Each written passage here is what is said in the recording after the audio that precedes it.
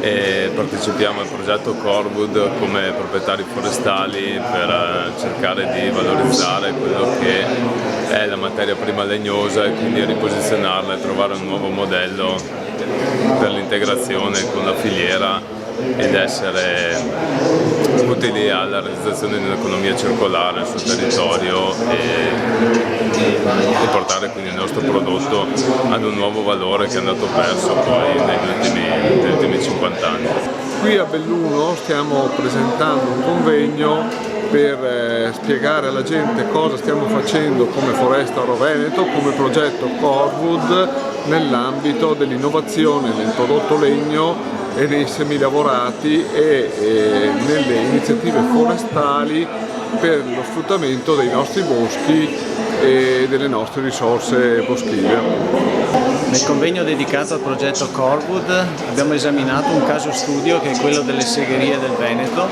che ha evidenziato come questi impianti produttivi sono in diminuzione numerica e per questa ragione secondo me richiedono un'attenta revisione del processo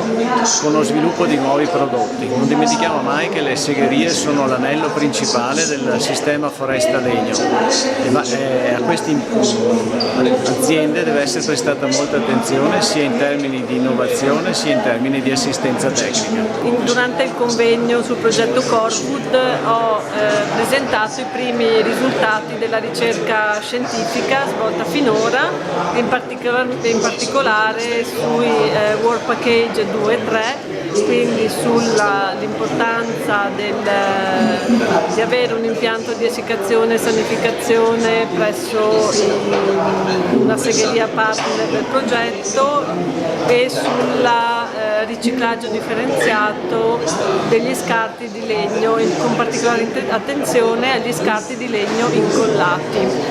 Io cerco così di portare quello che è le mie competenze, le mie conoscenze e soprattutto la mia disponibilità per far crescere il consorzio. Il consorzio è un consorzio di filiera, quindi rappresenta le ditte proprietarie dei boschi, le imprese forestali e a seguire la prima lavorazione, quindi le segherie, le carpenterie e tutto il comparto dei falegnami e dei mobilifici. Chiaramente il consorzio come dinamica di filiera deve affrontare le questioni soprattutto legate al mercato, perché ovviamente il mercato del legno sia per quanto riguarda il legno grezzo, quindi i tronchi che escono dal bosco, hanno una loro dinamica soprattutto di vendita verso i mercati. In questo momento è facile capire e sapere che il legname va facilmente verso l'Austria, dove ci sono delle strutture e delle segherie molto attrezzate, cosa diversa da quello che attualmente accade nel Veneto, dove le segherie scontano purtroppo qualche difficoltà, oltre che di mercato anche proprio di carattere tecnologico strutturale, dovuto alla mancanza di possibilità di finanziamenti e di incentivi che la politica forestale e istituzionale non ha garantito negli ultimi 20 anni, 30 anni. La difficoltà ovviamente non è solo per chi vende i tronchi, ma poi anche per chi deve provvedere alla segagione. Non abbiamo molte segherie in provincia di Belluno e comunque in senso generale nel Veneto. Abbiamo la problematica appunto di avere dei concorrenti sia nel territorio altoatesino che nel territorio austriaco, come dicevo, che sono assolutamente competitive e che creano ovviamente una difficoltà per tutte le nostre realtà, le nostre strutture. Via via poi ovviamente abbiamo il mondo della carpenteria, quindi con le costruzioni, molto si sta facendo per cercare di proporre al mercato le costruzioni in legno, le costruzioni appunto di case con pannelli, con l'ISAM e con prodotti di legname incollato. Chiaramente siamo sempre in una difficoltà complessiva perché tutto il comparto, tutta la filiera sconta i problemi che poc'anzi ho accennato,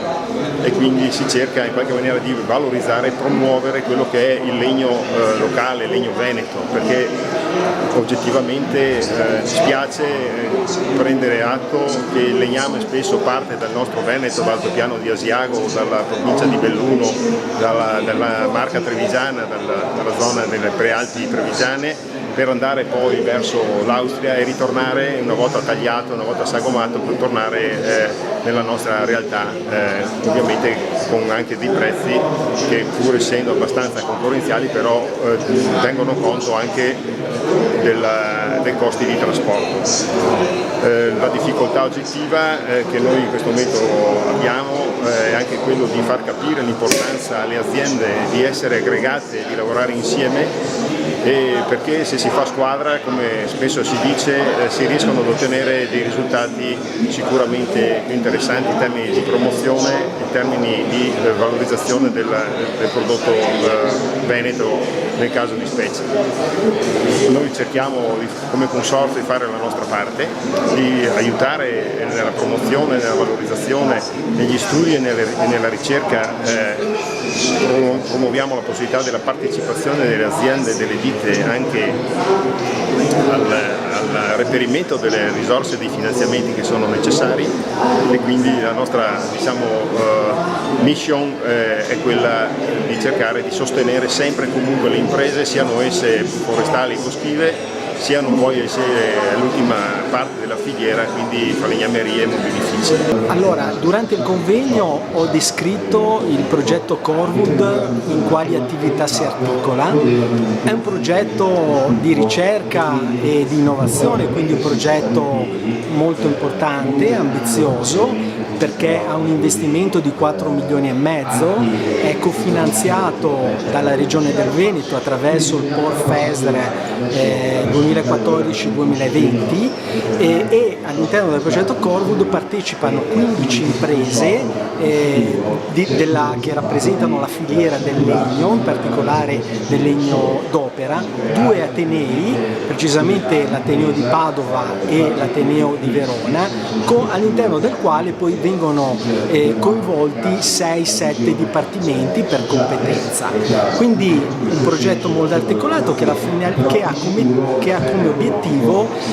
ricercare le soluzioni per il riposizionamento strategico della filiera del legno attraverso azioni che vanno da una ricerca economica delle migliori strategie per quanto riguarda appunto la possibilità che questa filiera sviluppi un maggiore valore aggiunto percepibile dal cliente finale, per arrivare a interventi di innovazione di processo con l'acquisizione di tecnologie avanzate, in particolare nella prima e la seconda trasformazione, che permettono di generare maggiore valore aggiunto, in questo caso del prodotto semilavorato, segato o del prodotto finale, e attraverso lo sviluppo di prototipi avanzati di edifici in legno assolutamente innovativi o l'utilizzo di legno in opere di ristrutturazione e riqualificazione. Quindi tanti temi rispetto ai quali il progetto intende trovare delle soluzioni da poi offrire come risultato alla rete innovativa regionale Foresta Oro Veneto.